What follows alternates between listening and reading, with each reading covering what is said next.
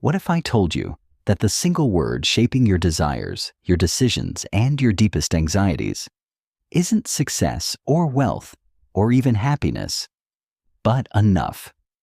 A word so familiar it disappears into the background, yet so powerful it governs how you measure your life. Most people think enough is a goalpost, something you reach when you've worked hard enough, earned enough, become enough. But what if that goalpost keeps moving? What if enough isn't something you arrive at, but something you've been taught to never feel? In a world wired to demand more productivity, more money, more validation, the quiet voice asking what is truly enough is drowned out.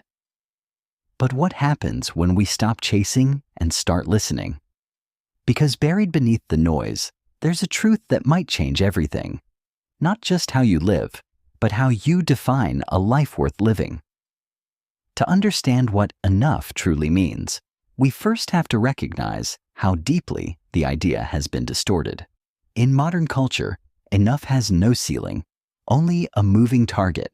From the moment we're old enough to compare ourselves to others, we're told that success looks like more money, more followers, more productivity, more ambition. But few ever stop to define where the finish line is, because in a system designed to grow endlessly, the concept of enough becomes a threat. And so, we internalize the idea that to stop wanting more is to fall behind. Economists measure growth, not satisfaction. Social media quantifies approval, not connection. Even personal development often disguises endless striving as self-love.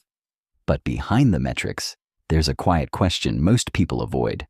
What if I already have what I need, but I've been trained not to feel it? This question is where the philosophy of enough begins, not as resignation, but as rebellion.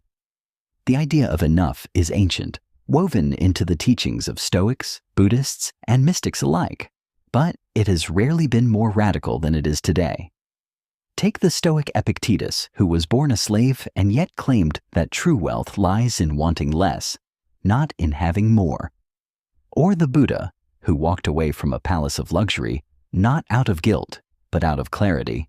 That desire is an endless loop, and peace begins where craving ends. These weren't moral commands, they were psychological insights. They understood that the human mind, left unchecked, doesn't seek contentment. It seeks stimulation. And stimulation, by its very nature, has no limit. This